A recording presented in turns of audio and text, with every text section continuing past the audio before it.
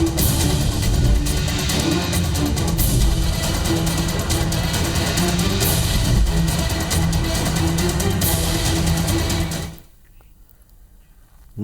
बहुत स्वागत है आप सबका। मैं हूं पुनीत पाठक और अपनी इस खास प्रस्तुति में आप सभी को हम बर्ड फ्लू, उसके लक्षण, इससे होने वाले नुकसान और आने वाले वक्त को लेकर क्या सतर्कताएं हैं, ये सब विस्तार से बताएंगे।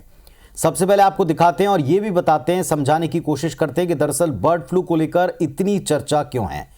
मध्य प्रदेश में 7 ऐसे जिले हैं जहां बर्ड फ्लू ने दस्तक दी है और यहां बर्ड फ्लू की पुष्टि हुई है और इसके बाद स्वास्थ्य महकमा अलर्ट के ऊपर है। इंदौर, नीमच, देवास, उज्जैन, खंडवा, खरगोन, गुना, सभी जगह जिन पक्षियों की मौत हुई थी उनकी जांच की गई, सैंपल्स की जांच की गई और उसमें रिपोर्ट पॉजिटिव आई है कि ये सब बर्ड फ्लू की वजह से मरे। पक्षियों की मौत के बाद इन जिलों से भोपाल की उच्च सुरक्षा पशु रोग लैब में सैंपल्स को भेजा गया। जांच रिपोर्ट आ चुकी है। इसके बाद मुख्यमंत्री शिवराज सिंह चौहान ने अधिकारियों के साथ आपात बैठक ली और इन जिलों के लिए नए निर्देश भी जारी कर दिए हैं। निर्देशों के मुताबिक चिन्हांकित स्थान से 1 किलोमीटर के दायरे में सभी दुकानें, चिकन मार्केट 7 दिनों तक के लिए तत्काल बंद कर दी जाएंगी। 10 किलोमीटर की परिधि में सर्विलांस किया जाएगा। साथ ही सरकार ने यह आश्वासन दिया कि अभी कोई घबराने जैसी स्थिति नहीं है। लगातार सरकार और डिपार्टमेंट मॉनिटरिंग कर रहा है। सरकार पूरी तरह से सजग है। बात करें खतरे की तो केंद्र सरकार ने मध्य प्रदेश समेत 7 राज्यों में अलर्ट जारी किया है और इसमें हिमाचल प्रदेश, राजस्थान, केरल और हरियाणा शामिल हैं। ये देख रहे हैं आप 4 तस्वीरें आगर, देपालपुर, नरसिंहपुर और डिंडौरी की। चारों जगह एक के बाद एक मृत्यु के बाद में जब सैंपल्स को जांच के लिए भेजा तो बर्ड फ्लू की पुष्टि हुई है और बर्ड फ्लू की पुष्टि हो जाने के बाद अब लगातार चिंताजनक हालात हैं। सभी जगह अलर्ट रहने के लिए कहा है। पोल्ट्री व्यवसाय के ऊपर खास तौर पर नज़र है। कुछ जगहों के ऊपर पोल्ट्री फार्म और उससे जुड़े हुए उत्पादों के ऊपर रोक लगी है। मध्य प्रदेश सरकार ने भी आपातकाल में कई बार इसको लेकर न केवल चेतावनियां जारी की बल्कि आपात मीटिंग की। मुख्यमंत्री के साथ साथ तमाम मंत्रियों और अधिकारियों ने भी बैठक की है और स्थिति पर बारीकी से नजर रखने के लिए कहा है।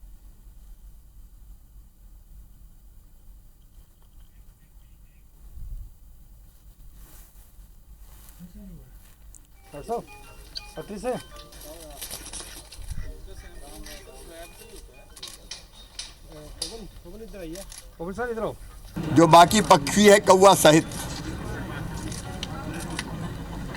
उनमें लक्षण पाए गए, लेकिन कोई भी पोल्ट्री फार्म में अभी हमने रैंडम चेक करने के निर्देश दिए, ये बीमारी नहीं है। केरल सहित दक्षिण के राज्यों में मुर्गा मुर्गियों में भी ये लक्षण पाए गए, तो वहाँ से 10 दिन के लिए हमने तय किया है कि जो मुर्गा मुर्गी आते हैं उस पर आने पर हम रोक लगाएंगे। चिंता की जरूरत नहीं है, पूरी स्थिति पर हम नज़र रखे हुए हैं। तो मध्य प्रदेश सरकार का दावा है कि उनकी नज़र स्थितियों के ऊपर पूरी तरीके से है। डरने घबराने की आवश्यकता नहीं है, लेकिन हाँ, कुछ जगहों के ऊपर जहां सैंपल लिए गए थे वहां पर सैंपल में बर्ड फ्लू की पुष्टि हुई है, सैंपल पॉजिटिव पाए गए हैं। मध्य प्रदेश में हालांकि लगातार पिछले कुछ घंटों से बर्ड फ्लू का दायरा बढ़ा है। इंदौर, नीमच में मुर्गियों से जुड़े नमूनों में बर्ड फ्लू की पुष्टि हो गई है और इसके बाद अब इंदौर में जल्दी चिकन और अंडे की बिक्री पर बैन लग सकता है। आजाद नगर थाना क्षेत्र में प्रशासन ने मूसाखेड़ी के पास में 17 दुकानों से 197 मुर्गियों और 200 अंडों को एहतियातन बरामद किया। एक और तस्वीर आप देख रहे हैं मंदसौर की है, जहां कोर्ट परिसर में 284 कौओं की मौत हुई है। कौओं में बर्ड फ्लू की पुष्टि के बाद सीतामऊ इलाके में मृत मिली मुर्गियों के सैंपल्स भोपाल लैब में भेजे गए हैं। अब ग्रामीण इलाकों से भी अन्य पक्षियों के मरने की जानकारी आ रही है। वहीं जिला प्रशासन ने कंट्रोल रूम स्थापित कर मृत पक्षियों की जानकारी एकत्र करना शुरू कर दिया है। मंदसौर की मीट दुकान को बंद कर पोल्ट्री फार्म में निगरानी के स्पष्ट निर्देश दिए गए। तो ये 2 स्थितियां हैं। कुछ घंटे पहले तक ये पाया गया था कि पोल्ट्री फार्म में इसके कोई लक्षण नहीं, लेकिन अब पता चल रहा है कि दायरा बढ़ रहा है। पोल्ट्री फार्म में भी इसकी दस्तक देखी गई है और अब इसके बाद से मीट के ऊपर, चिकन के ऊपर फिलहाल बैन लगा है कई सारी जगहों पर।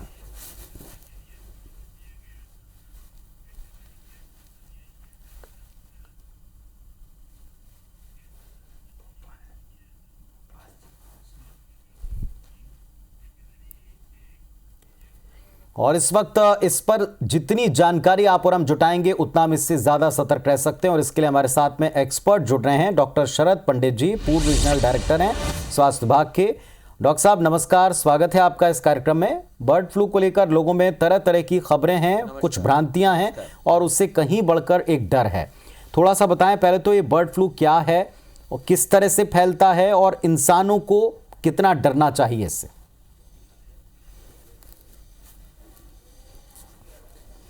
देखिए, आपके माध्यम से मैं जनता को सबसे पहले तो ये जो है समझाइश देना चाहता हूँ जी। कि भयभीत ना हो और कोई पैनिक ना हो। देखिए क्या है, सावधानी जरूर आवश्यक है, परंतु ये जो एक तरह का वायरल इन्फेक्शन है और ये वायरल इन्फेक्शन पूर्व में भी हमारे देश में जो है 88 में, 2000 में, 2008 में ये आ चुका है। और ये भी जैसे अन्य रोगों के बारे में हम जानकारी लेते रहते हैं कि जैसे अभी अपन कोरोना की बात कर रहे हैं तो कोरोना जैसा रोग है वो भी एक वायरल इन्फेक्शन है, ठीक उसी तरह ये भी एक जो है वायरल इन्फेक्शन है। और ये एक जूनोटिक डिजीज़ है। जूनोटिक डिजीज़ वो कह लेती हैं कि जो पक्षियों में, जानवरों में होती है और उससे एक दूसरे पक्षी को या जानवर को ट्रांसमिट होती है। परंतु यदि जो ऐसे लोग हैं जो पक्षियों के संपर्क में आते हैं, जैसे कि जो इसमें पोल्ट्री में है, पोल्ट्री में जो है वो हैंडलर्स जो रहते हैं, जो इन मुर्गियों को हाथ में लेते हैं, उनको हैंडल करते हैं, उन लोगों को इसकी संभावना और उनके द्वारा अन्य स्वस्थ व्यक्ति तक पहुंचने की संभावना बनी रहती है। तो मुर्गी के माध्यम से या जो चिकन है, चिकन जो बहुतायत में जो जनमानस द्वारा उपयोग किया जाता है, अंडे के द्वारा ये जो है वो स्वस्थ व्यक्ति में आ सकता है। तो अभी हमको ये सावधानी रखना है, जो इस तरह के बर्ड हैंडलर्स हैं, जो पोल्ट्री में काम करने वाले लोग हैं, उनसे जो है वो सावधानी रखना है। ठीक ही अभी जो आपने यहाँ एक दो मुद्दे रखे हैं कि जिसमें बहुत से पक्षी जो है मर रहे हैं, तो ये पक्षी मर रहे हैं तो इनके जो है वो हिस्टोपैथोलॉजिकल एग्जामिनेशन यानी उनकी जो है वो पैथोलॉजिकल जांचें जो है करवाई जा रही हैं। और वो जांचें जो हो रही हैं उससे जो है ये मालूम पड़ रहा है कि इनमें जो है ये वायरल इन्फेक्शन हुआ। देखिए ये एक तरह का वायरल है जो H5N1 ये वायरस कहलाता है। और ये वायरस जो है वो सामान्य रूप से उसी तरह के जो है लक्षण देता है जैसे इन्फ्लुएंजा में या खांसी सर्दी में होते हैं।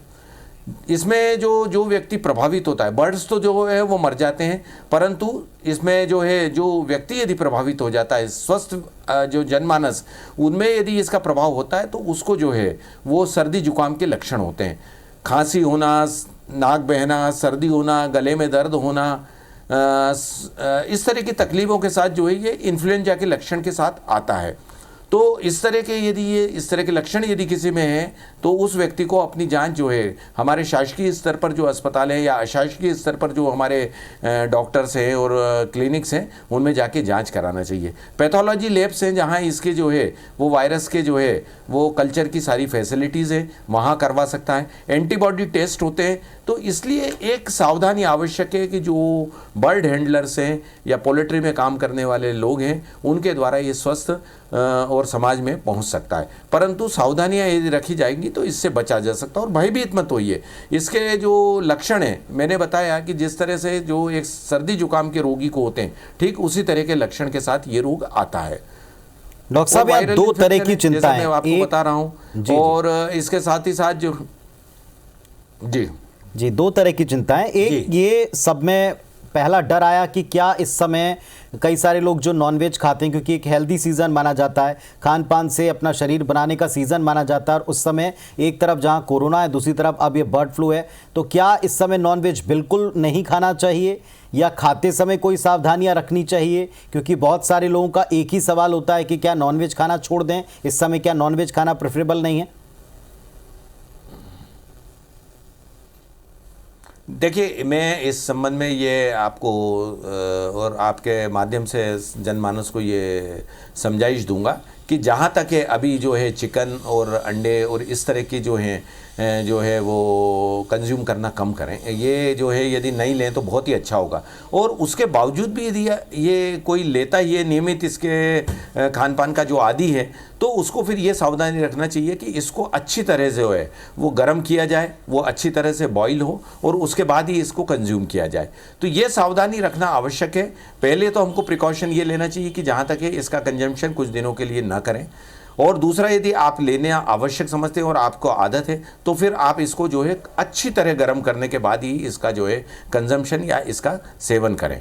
तो ये सावधानी हमको रखना पड़ेगी कि ये जो है इस तरह की जो चीज़ें हैं, यदि अन्य जूनोटिक डिजीज़ है, यदि उनके माध्यम से बर्ड्स के माध्यम से, जानवर के माध्यम से यदि ये मनुष्य में आ जाती है तो फिर उसके लिए जो है वो हमको फिर सारी प्रिकॉशंस है, जैसे कि मैंने आपको बताया कि सबसे पहले तो जो है आइसोलेशन करना चाहिए, मास्क का उपयोग जो है। दूसरा जो है वो स्वस्थ व्यक्ति से जो है ऐसे व्यक्तियों को अलग करना चाहिए, तो ऐसे व्यक्ति को आइसोलेट करना चाहिए। साथ ही चिकित्सालय में जाकर चिकित्सकों से परामर्श लेना चाहिए और जो आवश्यक दवाइयाँ हैं, देखिए जो मैंने आपको बताया है ये एक तरह का वायरल रोग है। वायरल रोग में जो इसके लिए कारगर दवा है वो ओस्टल्मावीर है, और ये दवा है टेमीफ्लू के नाम से जानी जाती है, जो पूर्व में भी हम लोग जो है वो जब स्वाइन फ्लू आया था या H1N1 का इन्फेक्शन हुआ था उस समय भी इसको उपयोग किया गया था। तो दवाइयाँ इसकी उपलब्ध हैं, परंतु उसको पुष्टि के बाद यदि हमारे चिकित्सक और पैथोलॉजी सपोर्ट से यदि जो उसकी पुष्टि होती है यदि इन्फेक्शन की, तो इस तरह की दवाइयाँ हमारे अस्पतालों में उपलब्ध है, उसका उपयोग करने की परामर्श दिया जाएगा। और आइसोलेशन तो जरूर करिए। जो व्यक्ति यदि एक बार कन्फर्म है कि किसी व्यक्ति को इस तरह का, अभी अपना लकीली या हम कहें कि सौभाग्य की बात है कि बहुत ज़्यादा जनमानस में ये आया नहीं है। शायद एक केस में अभी जो है मानव जीवन कहीं प्रभावित हुआ है, ऐसी सूचना मिली है, परंतु जो है इसके लिए सावधानी रखी जाना चाहिए। और ये सावधानी है आइसोलेशन, मास्क का उपयोग। ऐसे जो बीमार व्यक्ति यदि कन्फर्म हो गया है तो उससे जो है स्वस्थ व्यक्ति को दूर रखना चाहिए। स्वस्थ व्यक्ति यदि परिवार में है तो स्वस्थ व्यक्तियों को अपने आप को उस व्यक्ति से अलग करना पड़ेगा। कॉमन तौलिए हैं, टॉवेल्स हैं जिसको कहते हैं, हैंडकरचीफ्स है, इस तरह की जो आइटम्स है वो शेयर नहीं की जाना चाहिए बीमार व्यक्ति के साथ, और उसको जो है आइसोलेट किया जाना चाहिए।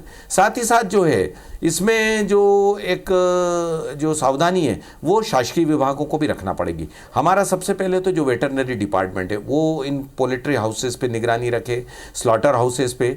लोकल सेल्फ गवर्नमेंट है, जो हमारे नगरीय निकाय हैं, इनको जो है बराबर ऐसे जो है जो स्थान है जहाँ स्लॉटर हाउस वगैरह है वो उन पर जो है निगरानी रखना पड़ेगी, और कोई संक्रमित जानवर वहाँ जो नहीं आ जाए और वो काट के और जो ह्यूमन कंजम्पशन में जो है काम में लिया जाए, ऐसा नहीं हो। साथ ही साथ जो है अपना हेल्थ डिपार्टमेंट को भी इस संबंध में सावधानी, हमारे जो हॉस्पिटल्स हैं, प्राइवेट सेक्टर के हॉस्पिटल्स हैं, डॉक्टर्स हैं, और हमारे जो डायग्नोस्टिक सेंटर और पैथोलॉजी सेंटर्स हैं, इन सबको सजगता से एक जो है वो अलार्मिंग ये जो सिचुएशन बन रही है इसमें इसी समय अलर्ट होना चाहिए, ताकि आगे बीमारी बढ़े या बीमारी का प्रकोप अन्य स्वस्थ व्यक्तियों को प्रभावित करे, उसके पूर्व ही इस पर नियंत्रण के लिए हमको ये सावधानियाँ रखना पड़ेंगी। डॉक्टर साहब, एक और सबसे इम्पॉर्टेंट बात है, जो शुरुआती सिम्टम्स हैं ये बाकी फ्लू की तरह, क्योंकि एक तो इस समय सर्दी, शीत लहर है कई जगहों पर, सर्दी घट बढ़ रही है, दिन में टेम्परेचर थोड़ा ज़्यादा रहता है, रात के समय कई दफ़ा टेम्परेचर एकदम गिरता है। ऐसे में नाक बहना, सर्दी जुकाम होना एक बड़ी आम सी बात है। कई तरह के फ्लू इस समय हुआ करते हैं। क्या और किस तरह डिफरेंशिएट इसको कर सकते हैं? क्या फ़ौरन डॉक्टर के पास जाएं? क्योंकि कई लोग इसमें भी कंफ्यूजन में रहते हैं कि उन्हें सामान्य सर्दी जुकाम बुखार है या किसी अन्य तरह का फ्लू है। देखिए ये जो है ये जितने भी रोग हैं, जैसे मैंने अभी स्वाइन फ्लू की बात करी, H1N1 जो 2006 के बाद और लगातार बाद के वर्षों में मध्य प्रदेश में भी और पूरे भारत में आया था। इसी तरह जो कोरोना का इन्फेक्शन अभी भी पूरी तरह से गया नहीं है, अभी भी चल रहा है। इन सब में, और साथ ही साथ ये जो बर्ड फ्लू है इसमें भी सारे के लक्षण जो रहते हैं कॉमन कोल्ड के रहते हैं, परंतु सबसे पहले तो जो है यदि हमारी कोई कॉन्टैक्ट की हिस्ट्री नहीं है तो हम उसको गंभीरता से लेते हुए केवल अपने आप को आइसोलेट करें, नंबर 1। नंबर 2 जो चीज़ें, यदि हम लोग जो है जो चिकन है या एग्स हैं इस तरह का कंजम्पशन नहीं करें तो ऐसे लोगों को संभावना कम रहती है। फिर भी यदि कॉमन कोल्ड का है कि 4-5 दिन में वो स्वतः जो है कंट्रोल हो जाता है, परंतु उसके बावजूद भी इस तरह की यदि कहीं संदिग्ध रोगी है जो इस तरह की हिस्ट्री के साथ आया है कि उसके कहीं कॉन्टैक्ट्स हैं या बर्ड्स के साथ कॉन्टैक्ट, या मैंने बताया कि जैसे तरह के जो पोल्ट्री में काम करने वाले हैं, जो बर्ड हैंडलर्स हैं, ऐसे लोगों का यदि कोई कांटेक्ट की हिस्ट्री है तो तुरंत जो है हमें अपने जो है चिकित्सक से परामर्श लेना चाहिए। चिकित्सक जो है इसके पैथोलॉजी टेस्ट हैं, जो वायरल का, जैसे मैंने पूर्व में भी बताया कि वायरस का जो है लोड टेस्ट करते हैं, एंटीबॉडीज़ का टेस्ट करते हैं। एंटीबॉडीज़ तो थोड़ा लेट आती है शरीर में, पर वायरस का टेस्ट हो सकता है। अन्य जो है पैथोलॉजिकल जाँचें होती है जिनके द्वारा इसकी पुष्टि हो जाती है। पुष्टि होने के बाद जैसे मैंने बताया कि इसके लिए स्पेसिफिक जो दवा है वो भी उपलब्ध है। सिम्टम्स के आधार पर, लक्षणों के आधार पर जो दवाई दी जाएगी, उसके साथ साथ हमारे पास टेमीफ्लू दवा उपलब्ध है, तो उसका उपयोग करने से इससे जो है वो निजात या इस रोग से मुक्ति पाई जा सकती है। तो मेरा ये कहने का आशय है कि कॉमन कोल्ड या इन्फ्लुएंजा ये इस समय और जो है अन्य जो है समय में भी होता रहता है, परंतु यदि आपके पास कोई संदिग्ध ऐसा है कि जिसकी हिस्ट्री हो कि ऐसे लोगों के कांटेक्ट में आए, तो जरूर चिकित्सक के पास जाएं। हमारे गवर्नमेंट लेवल के हॉस्पिटल्स हैं, हमारे प्राइवेट सेक्टर्स में डॉक्टर्स हैं, उन लोगों से मिले और पैथोलॉजिकल टेस्ट के बाद इसकी पुष्टि हो सकती है। नेजोफेरिंग्स यानी जो है नाक से, गले से स्वाब लिए जाते हैं, ब्लड के कुछ टेस्ट होते हैं, उसके द्वारा जो है बर्ड फ्लू जो है वो पहचाना जा सकता है और उसके अनुसार फिर जो है दवाइयाँ, और ऐसे व्यक्ति को आइसोलेट करना, ऐसे व्यक्ति को स्वस्थ समाज से अलग करना, ये हमारा जो है कर्तव्य होगा। जिला स्तर पर और स्टेट स्तर पर इस तरह की जो सतर्कता बरती जा रही है, पर जिला स्तर पर जो है वो डिस्ट्रिक्ट टास्क फोर्स बनाए जाएं, डिस्ट्रिक्ट टास्क फोर्स, और इस के संबंध में जो कंट्रोल रूम रहेगा, जो कंट्रोल रूम बराबर जनमानस को वो कॉमनली जो नंबर है वो सब दूर पब्लिसाइज किया जाए, ताकि जो लोग जनमानस है वो यदि इसके संबंध में कोई भ्रांति है तो उस कंट्रोल रूम पे जो है परामर्श ले सकते हैं और उनको समझाइश वहाँ से मिल सके। अपनी समस्या के संबंध में भी कंट्रोल रूम पर वो कांटेक्ट करें और कंट्रोल रूम से ये सारी जानकारी उनको प्रेषित किया जाए। ये सब जो है एहतियात और ये सब जो है स्टेप्स लेने की आवश्यकता होगी। चलिए, तो डॉक्टर साहब हमको बता रहे हैं कि क्या हमें करना है और क्या हमें नहीं करना है, और किस तरीके से अपने आप को आइसोलेट करके सबसे पहले, जब तक शंका का निवारण नहीं हो जाए तब तक दूसरों को कम से कम इससे बचाना है। तो इन दिनों बर्ड फ्लू को लेकर कई तरह की जानकारियां हैं, बहुत चर्चाएं हैं और इसको लेकर एक चिंता भी है। लेकिन चिंता से कहीं ज़्यादा ज़रूरी है कि आप सतर्क रहें, आप अलर्ट रहें, अपने आसपास आप अलर्टनेस का माहौल क्रिएट करें, और अगर कोई भ्रांति है, अगर कोई शंका है, तो आप एक्सपर्ट से मिलकर उनसे बातचीत करके अपनी शंकाओं का समाधान प्राप्त कर सकते हैं, और इसीलिए ये कार्यक्रम है। हमारे साथ में डॉक्टर शरद पंडित जी हैं, पूर्व रीजनल डायरेक्टर स्वास्थ्य विभाग के। डॉक्टर साहब, एक बार फिर से आपका स्वागत है। जैसे आपने बताया कि इसके टेस्ट भी अवेलेबल हैं, इसकी मेडिसिन भी अवेलेबल है, लेकिन एक टेंडेंसी हमने ये देखी डॉक्टर साहब कि लोगों को पता चलते ही लोग पहले से अपने प्रिकॉशन के तौर पर कुछ दवाइयाँ मार्केट से लेकर खाने लगते हैं, जिसमें टेमीफ्लू तक शामिल है। ये टेंडेंसी किस हद तक सही है? नहीं, देखिए, ये नहीं किया जाना चाहिए। जैसा मैंने बताया कि कॉमन कोल्ड या इन्फ्लुएंजा के लक्षण होना कोई ज़रूरी नहीं है कि वो बर्ड फ्लू ही हो। तो इसलिए जो है, जो इस तरह के यदि लक्षण होते हैं तो सबसे पहले जो है उसकी हिस्ट्री ट्रेस की जाती है। डॉक्टर्स और हम लोग ये देखते हैं, और हम लोग भी एक सामान्य सावधानी और समझदारी रखें। तो यदि जो ऐसे जो पर्सन्स हैं जिनके कांटेक्ट में आए हों, जैसे मैंने बताया कि जो बर्ड हैंडलर्स हैं, या ऐसा लगता है कि वो कहीं उन्होंने जो चिकन या अंडे और इस तरह का कंजम्पशन करते हैं और उसमें जो है उनको यदि शंका होती है, तो बिना जो है टेस्ट के जो है वो दवाइयाँ नहीं लेना चाहिए। और सबसे पहला हमारा ये दायित्व है कि कॉमन कोल्ड है तो वो स्वतः 3-4 दिन में अपने आप कंट्रोल हो जाता है, मैक्सिमम 5-6 दिन। दूसरा ये है कि यदि इस तरह की हिस्ट्री और हमको शंका है तो बिल्कुल मन से कोई भी टेमीफ्लू भी मत लीजिए, उसके अपने आप में साइड इफ़ेक्ट्स हैं और टेमीफ्लू अननेसेसरी या अनावश्यक रूप से लेना नहीं चाहिए। देखिए, सबसे पहले तो मैंने जैसा बताया, यदि हमारा सामान्य जो कॉमन कोल्ड है तो उसके लिए तो आपको हिस्ट्री से एक तो ट्रेस हो जाएगा। दूसरा जो है, यदि आपको ऐसा लगता है कि हमको ये लक्षण जो है वो अधिक तीव्र है और ऐसा कहीं हिस्ट्री है कि हम लोग ऐसे लोगों के संपर्क में आए या बर्ड्स के संपर्क में या इस तरह की जो चीज़ें हैं उससे हमारी जो है वो लक्षण जो है उसके बाद से हुए हैं, तो हमको सबसे पहले चिकित्सक से परामर्श करना चाहिए। चिकित्सक जो है वो बराबर एडवाइस जो देंगे उसको हमको फॉलो करना चाहिए।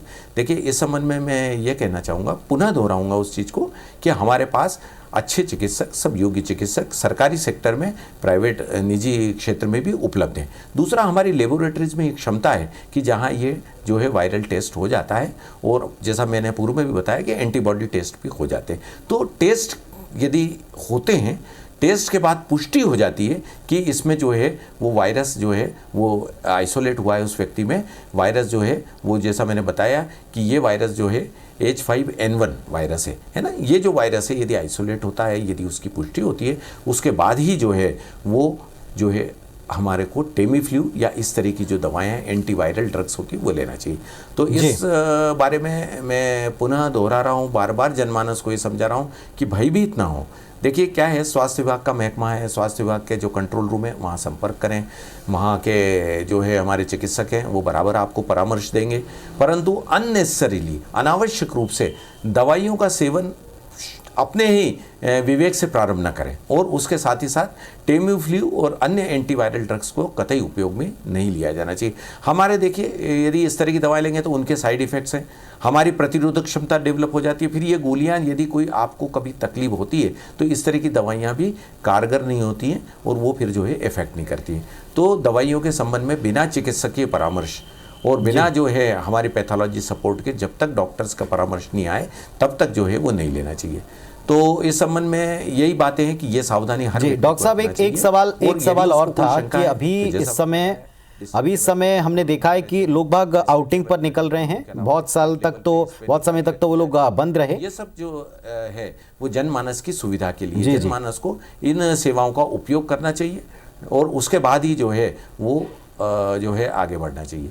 परंतु सावधानी ये है कि जो मैं बता रहा हूँ, कॉमन कोल्ड भी है तो mask is the best, mask का उपयोग करें। जो है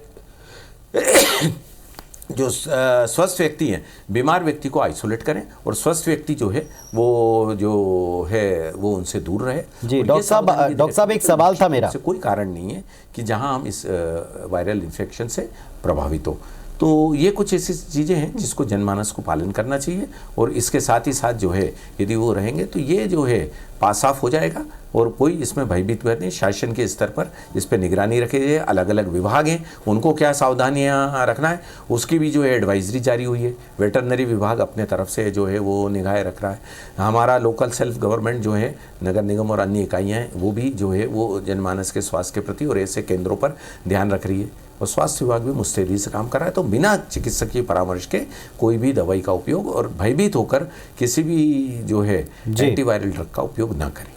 चलिए, तो डॉक्टर साहब ने अच्छी तरीके से हमको एक्सप्लेन किया, अच्छी तरह से बताया। डॉक्टर साहब बहुत धन्यवाद आपका हमारे साथ में जुड़ने के लिए और इतनी इंपॉर्टेंट जानकारी शेयर करने के लिए। तो डॉक्टर शरद पंडित, पूर्व रीजनल डायरेक्टर, हमारे साथ में थे और उन्होंने बताया कि किसी भी बीमारी से निपटने का सबसे सही तरीका है कि आप उसके शुरुआती सिम्टम्स से लेकर उसके अगले चरणों के बारे में जानें, समझें और इस समय आपको क्या करना है। इस समय अगर सर्दी, जुकाम, बुखार के साथ कोई कांटेक्ट हिस्ट्री आपकी किसी पक्षी के साथ में या पक्षी को पकड़ने वाले व्यक्ति के साथ में है, तब आपको ज़रूर जाना चाहिए और चेकअप कराना चाहिए और अपने आप को आइसोलेट कर लेना चाहिए। मास्क जो इस समय वैसे भी हम पहन रहे हैं, उस मास्क का उपयोग ज़्यादा से ज़्यादा करना चाहिए और अगर बीमारी के लक्षण दिखते हैं और चेकअप में पॉजिटिव पाए जाते हैं तो बिना डरे उस दवाई का कोर्स करना चाहिए, लेकिन बिना डॉक्टरी परामर्श के कोई भी दवाई आप ना लें, ये आगे जाकर घातक हो सकती है। आप सब स्वस्थ रहें, इससे जुड़ी हर एक जानकारी IBS 24 आपको लगातार देता रहेगा। फिलहाल इतना ही, नमस्कार।